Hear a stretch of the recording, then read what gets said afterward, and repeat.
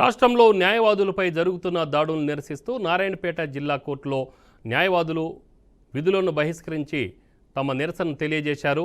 ఈ సందర్భంగా bar association అధ్యక్షులు దామోదర్ గౌడ్ పలువురు న్యాయవాదులు మాట్లాడుతూ కూకట్పల్లికి చెందిన న్యాయవాది సంతోష్పై బోరబండ ఎస్ఐ దాడి చేయడాన్ని తీవ్రంగా ఖండిస్తున్నామని అన్నారు.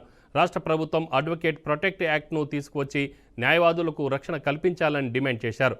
పోలీసులు సామాన్య ప్రజలపై ఏ విధంగా అయితే దాడులు చేసి కేసులు నమోదు చేస్తున్నారో న్యాయవాదులపై కూడా అలానే చేస్తున్నారని అన్నారు.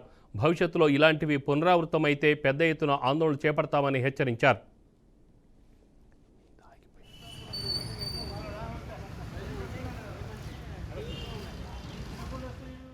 టైమ్ అండ్ అగైన్ కోర్టులో కూడా వాదిస్తుంటాం. Lack of investigation, lack of evidence మేము మరీ కోర్టులో వాదిస్తుంటాం.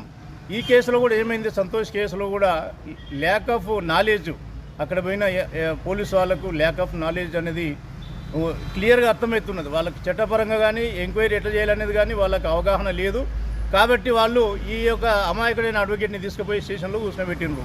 లేకపోతే అసలు బెల్ట్ షాప్ నడిపే వాళ్ళు ఎవరు, దానికి బాధ్యులు ఎవరు, వాళ్ళని తీసుకుపోయి షాప్లో పెట్టేది, ఎంక్వైరీ చేసేది పోయి అమాయకుడైన అడ్వకేట్ని తీసుకుపోయి స్టేషన్లో కూర్చోబెట్టమనేది చాలా చట్టవిరుద్ధము, రాజ్యాంగ విరుద్ధము.